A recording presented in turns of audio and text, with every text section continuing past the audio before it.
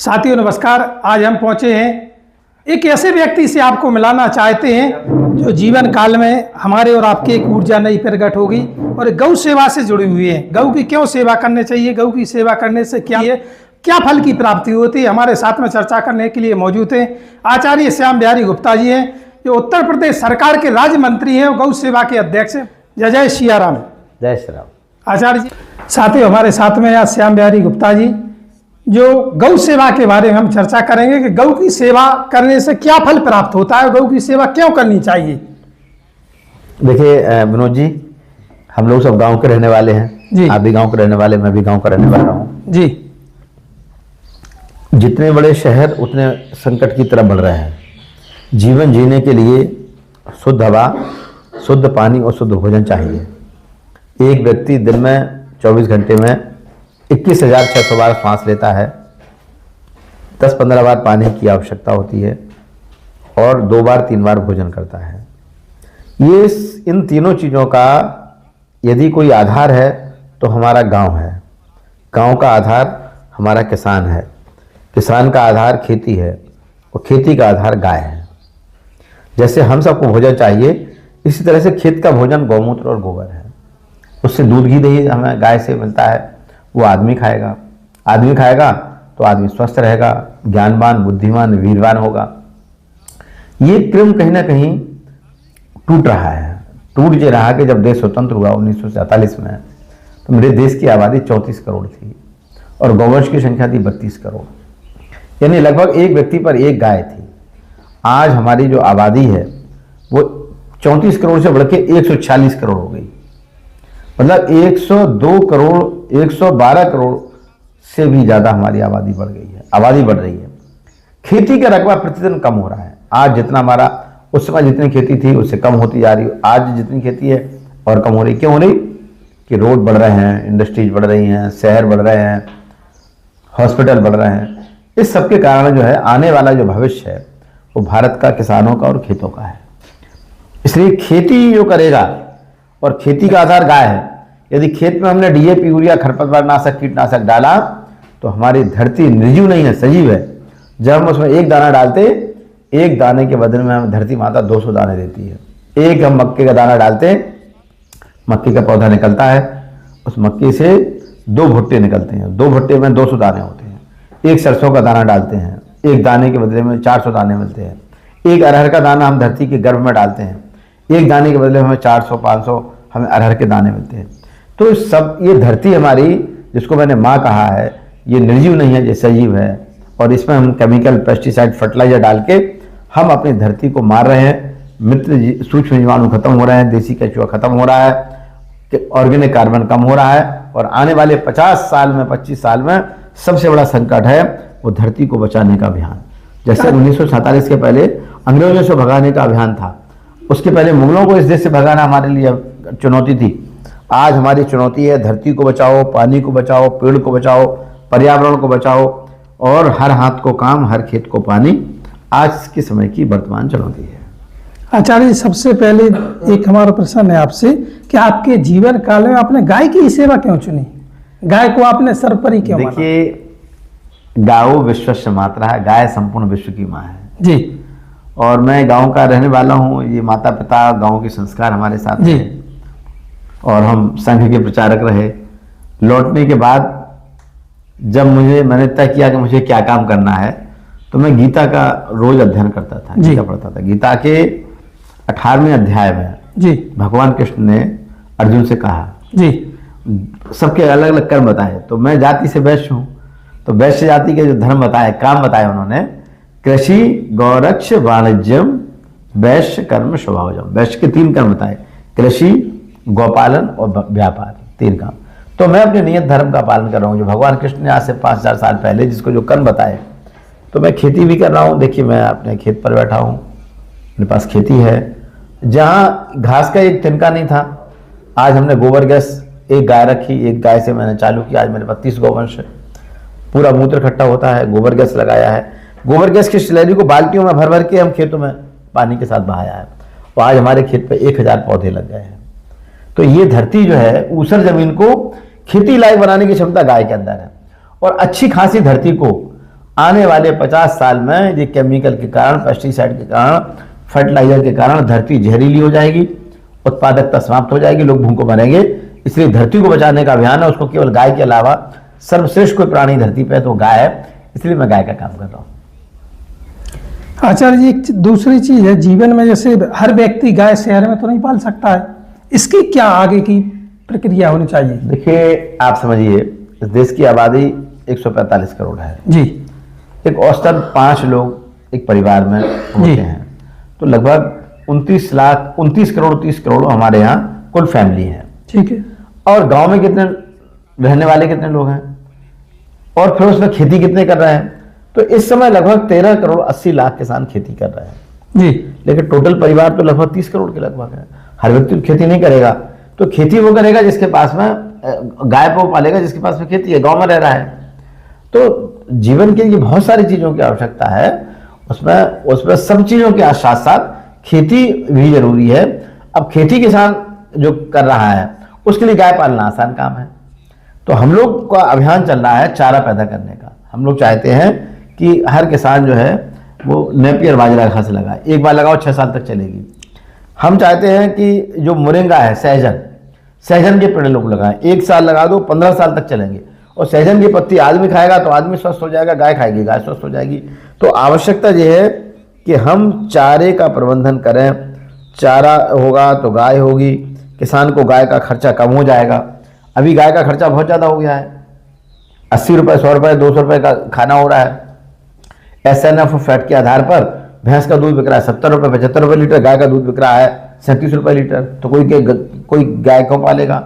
तो हमारा अभियान है कि गाय के दूध से भी पैसा कमाओ, मूत्र से भी पैसा कमाओ, गोबर से पैसा कमाओ, गोबर गैस लगाओ, गो आधारित खेती करो, खेती आधारित कुटीर उद्योग लगाइए और अपने माल को अच्छे रेट में बाजार में आप बेचेंगे। तो यही गाय हमारे लिए, बूढ़ी गाय बूढ़े बैल भी हमारे लिए बहुत उपयोगी हमारे लिए हैं, इसलिए गाय कभी अनुपयोगी नहीं होती है। तो जो शहर में रहने वाले लोगों की समस्या, शहर वालों को गाय नहीं पालना है, गाय पालेगा गांव में रहने वाला। शहर को ये करना है कि फैमिली डॉक्टर नहीं, फैमिली फार्मर बनाओ। फैमिली फार्मर का मतलब क्या होता है कि जैसे बीमार होते तो डॉक्टर के पास जाते हैं, हम बीमार ना हो इसका उपाय है फैमिली फार्मर। शहर के लोग एक अपना तय कर लें कि हमें इस गांव में जाना है, इस किसान के हमारा फैमिली डॉक्टर फार्मर है, उस फैमिली फार्मर से जो भी गेहूं धान ज्वार बाजरा मक्का गाय पालन से दूध की दही सब मिलेगा।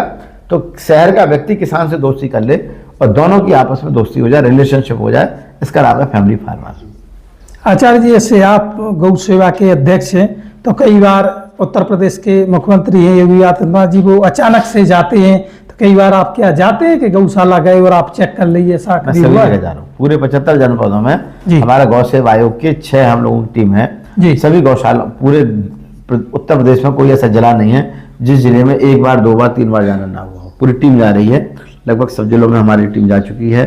अब हम लोगों का इस साल का टारगेट है कि जाना तो अच्छी बात है, लेकिन हम करना क्या चाहते हैं? हम चाहते हैं कि हमारी गाय को 5 किलो 8 किलो 10 किलो हरा चारा मिले। तो हमारा वर्ष भर का अभियान है कि गाय ना तो गाय, देखिए गाय गौशाला के लिए, गाय का मूल आधार है किसान का खेत। किसान के पास गाय रहनी चाहिए, गौशाला नहीं रहना चाहिए। आवश्यकता किसान को है क्योंकि किसान का खेत है, उसमें उसको गोबर गौमूत्र ले जाना है। तो हम लोगों का अभियान है मुख्यमंत्री निराश्रित गौवंश सहभागिता योजना।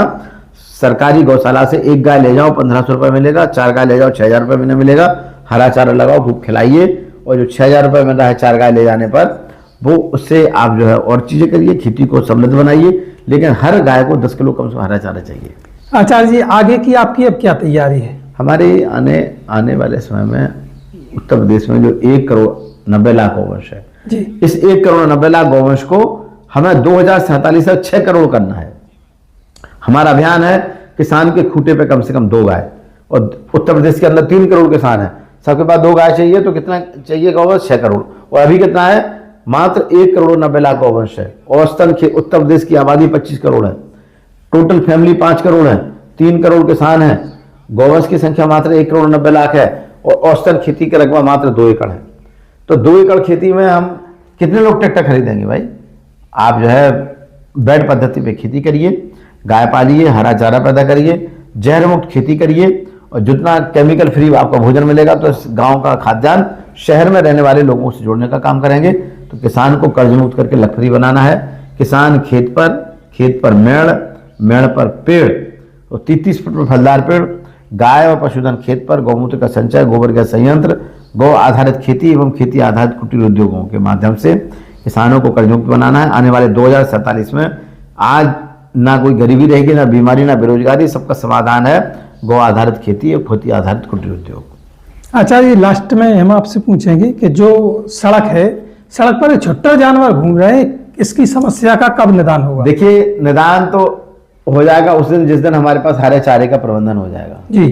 किसान को पहले क्या होता था, भगवान कृष्ण के पास 1 लाख गैया थी जी, ना कोई खली चुनी चोकर खिलाते थे, ना चीजें। सवेरे दूध दुहने के बाद ग्वाल वाले गैया लेके जाते थे जंगल में, गाय खाती थी, शाम को गौधूली बेला में शाम को 4-5 बजे 6 बजे तक गाय जाती थी।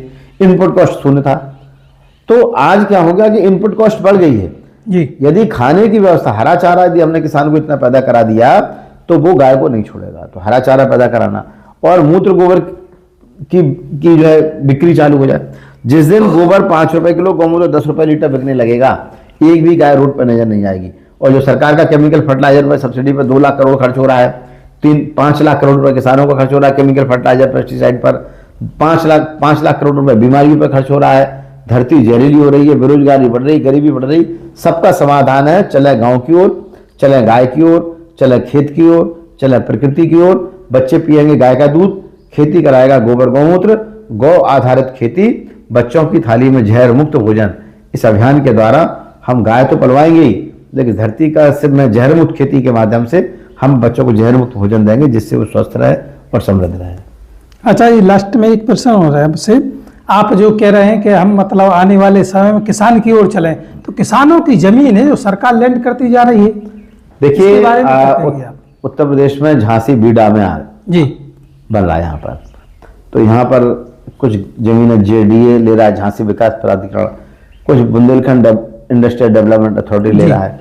तो आज यदि जमीनें जा रही हैं तो कल के दिन यहाँ इंडस्ट्रीज बनने वाली हैं, लोगों को रोजगार मिलेगा, यहाँ का कच्चा माल देश और दुनिया में जाएगा। बुंदेलखंड एक्सप्रेस वे बन गया है, यहाँ का हम जो भी आज सब्जी पैदा करें, शाम की सब्जी को हम दिल्ली के मार्केट में बेच सकते हैं। तो थोड़ी समस्या आ रही है, लेकिन एक आज जैसे नोएडा खड़ा है, नोएडा एक बहुत बड़ा इंडस्ट्रियल एरिया खड़ा हो गया है, दुनिया जाने कहाँ के लोग नोएडा में आके व्यापार कर रहे हैं। तो इसी तरह से आज थोड़ी सी दिक्कत आ रही है, लेकिन आने वाले समय में वो जो लोग जिनकी ज़मीनें हैं वो आसपास कहीं ज़मीन और दूसरी जगह परचेज कर लेंगे। लेकिन इतनी बड़ी ज़मीन में जब इंडस्ट्रीज लगेंगी तो हजारों लोगों को रोजगार मिलने वाला है। आचार्य जी, जीवन में व्यक्ति को अगर सुखी रहना है तो क्या करना होगा? देखिए, सुखी रहने का आधार, पहला सुख निरोगी काया जी, दूजा सुख घर में माया, और तीसरा जो है उसकी जो पत्नी है वो धर्मान हो, धर्म का पालन करने वाली हो, परिवार को चलाने वाली हो, संस्कारवान हो और आज्ञाकारी बच्चे हो। तो ये सुखी जीवन का आधार है। इस सबका आधार गाय है। गाय से ही हमारे संस्कार बनते हैं। गाय हमारी परिवार व्यवस्था का आधार है। पहले लड़की की जब शादी होती थी तो कन्यादान पहले, बाद में होता था गाय दान पहले, गौदान पहले। यदि हम गाय से सेवा करेंगे, बच्चों से सेवा कराइए, बच्चे संस्कारवान होंगे। और गाय से लोगों को जोड़ने का काम करिए, प्रकृति से जोड़ने का काम करिए, पेड़ पौधों से जोड़ने का काम करिए, जीव जगत से जोड़ने का काम करिए। जब हम इस प्रकृति से प्यार करेंगे, प्रकृति माने 5 चीजें, भग वा पे आकर डंडन ना, भगवान, भगवान माने भा माने भूमि, गा माने गगन, वा माने वायु माने पेड़ पौधे, आ माने अग्नि माने सूर्य, ना माने नीर। ये पंचतत्व जो है हमारी प्रकृति है, इससे जितने लोग ज्यादा प्यार करेंगे उतना ज्यादा संस्कारवान बनेंगे। तो ये हम लोगों का अभियान है कि हम गाय के माध्यम से धरती, कृषि, प्रकृति, मानव को स्वस्थ और समृद्ध बनाने का काम करना। साथियों, हमारे साथ में चर्चा करने के लिए मौजूद थे गौ सेवा के अध्यक्ष हैं और उत्तर प्रदेश सरकार के राज्य मंत्री हैं आचार्य श्याम बेगरी गुप्ता जी, जो अपने जीवन के पूरे अनुभव उन्होंने साझा किए हैं। क्योंकि गौ क्यों पालने चाहिए, गाँव के अंदर 33 कोटि देवी देवता विराजमान है। तो ये सारी बातें चर्चा अभी हम और करेंगे। आचार्य जी, गौ के अंदर जो बताते हैं ये सांस्वी और आपने अनुभव किया है, गौ सेवा के अध्यक्ष हैं, तो इतने में कितनी सच्चाई है, क्या कहेंगे इसके बारे में? देखिए, गाय अति संवेदनशील प्राणी है जी। गाय पे हाथ रखिए पूरी बॉडी में कंपन हो जाता है। गाय का दूध, हाँ, सबसे ज्यादा वीरवान होता है गाय का दूध। गाय का घी, मतलब हम भगवान कृष्ण जैसा बनना है, ज्ञानवान, बुद्धिमान, वीरवान, तो गाय से आपको जोड़ना पड़ेगा। गाय हमारी अर्थव्यवस्था है, गाय हमारी एक सामाजिक व्यवस्था है, गाय हमारा बहुत बड़ा विज्ञान है। बड़ी से बड़ी बीमारियों को दूर करने का उपाय दूध, घी, दही, गोबर, गौमूत्र, पंचगव्य है। तो गाय हमारे सबका आधार है और आने वाले 2047 में विकसित भारत जो बनाएगा वो बनाएगा भारत का किसान। और भारत का किसान कौन बनाएगा? जिसके पास में गाय पालेगा और खेती करेगा, वही भारत को विश्व। आचार्य जी, ऐसा समय आएगा कि हर घर में एक दिन गाय होगी? 2 गाय होंगी आने वाले समय में, जो है हाँ, आने वाले समय में लोग कार नहीं मांगेंगे, गाय मांगेंगे। शादी होगी, जिसके घर में गाय होगी उसके बच्चों की शादी हो जाएगी। जिसके घर में बढ़ती हुई नपुंसकता, बढ़ती हुई इनफर्टिलिटी का समाधान है गाय का दूध, घी, दही। यदि हम चाहते हैं कि हमारी लड़की एक ऐसे घर में जाए जिससे आने वाले समय में लड़की को अच्छे ज्ञानवान, बुद्धिमान, वीरवान संतानें पैदा हो, तो उसका आधार है गाय का दूध, घी, दही। बच्चे पिए, जहर मुक्त भोजन करेंगे, तभी ये काम। बच्चे पिएंगे गाय का दूध, खेती कराएगा गोबर, गौमूत्र, और बच्चों की थाली में जहर मुक्त भोजन, परिवारजनों की थाली में जहर मुक्त भोजन। ये हमारी सरकार की, पूज्य योगी जी की, मोदी जी की प्राथमिकता है। उसके लिए उन्होंने national mission for natural farming चालू किया है और इसके लिए उन्होंने प्रधानमंत्री धन धान्य कृषि योजना का अभी 11 अक्टूबर 2025 को लॉन्च किया है। अब 35-36 तरह की स्कीम कृषि विभाग की एक साथ किसान के घर जाएंगे। किसान के साथ बगीचा भी जाएगा, मेड़बंदी भी जाएगी, गाय भी जाएगी, डेयरी भी जाएगी, बागवानी भी जाएगी, छोटी इंडस्ट्री भी जाएगी, सोलर पंप भी जाएगा और सीड मतलब मशीनरी भी जाएगी। एक साथ किसान को इतना पैकेज दे देना है कि किसान लखपति नहीं करोड़पति बन सकता है, करोड़पति किसान बन सकता है। आचार्य जी, एक चीज की और हम आपसे जानकारी लेना चाहते हैं। जो व्यक्ति की बीडा में और स्मार्ट सिटी में जमीन जा रही है, क्या वो हर किसान को जमीन लेना कितनी अनिवार्य है या नहीं? इसके बारे में क्या कहेंगे? नहीं, जमीन जो बेच रहा है जी, बिकने के बाद तो वो कहीं ना कहीं जमीन लेना चाहिए उसको जी, क्योंकि जमीन ही भारत का भविष्य है। आप जमीन बेच के जा रहे हैं तो जमीन खरीदो आप, क्योंकि आने वाले समय में उसी व्यक्ति की ज़्यादा इज्जत होगी जो जो जो जो किसान होगा। किसानों का जमाना अब आने वाला है फिर से, जो है। तो मेरा तो यही आग्रह है कि आप यदि जमीन बेच रहे हैं तो जाके कहीं जमीन लो आप। लास्ट में आचार्य जी, आज दीपावली के भाई दूज है कल। लास्ट में जो आप समस्त क्षेत्र की जनता को जो आप आशीर्वचन के रूप में कहना चाहें? नहीं, आशीर्वचन तो नहीं, मैं तो खुद सेवक हूँ, गौ माता का सेवक हूँ, जनता का सेवक हूँ। तो मैं केवल एक संदेश देना चाहता हूँ कि जिसके घर में गाय वो है समृद्ध, जिसके घर में नहीं है गाय वो है दरिद्र। तो इसलिए सब लोग गाय से जुड़ो। गाय नहीं पाल सकते तो गौ सेवा करिए, गौशाला में जाइए, वहाँ पर जाकर गौ सेवा करिए। किसान के यहाँ जाइए, किसान की जो गाय पली है उसको आप गुड़ खिलाइए, हरा चारा खिलाइए। सारे देवी देवता गाय के अंदर वास करते हैं। आपकी जो भी इच्छा मनोकामना है, गाय को गुड़ खिलाइए, हरा चारा खिलाइए, भोजन कराइए, गाय को प्रसन्न करिए, आपके सारे मनोरथ पूरे हो जाएंगे। धन्यवाद आचार्य।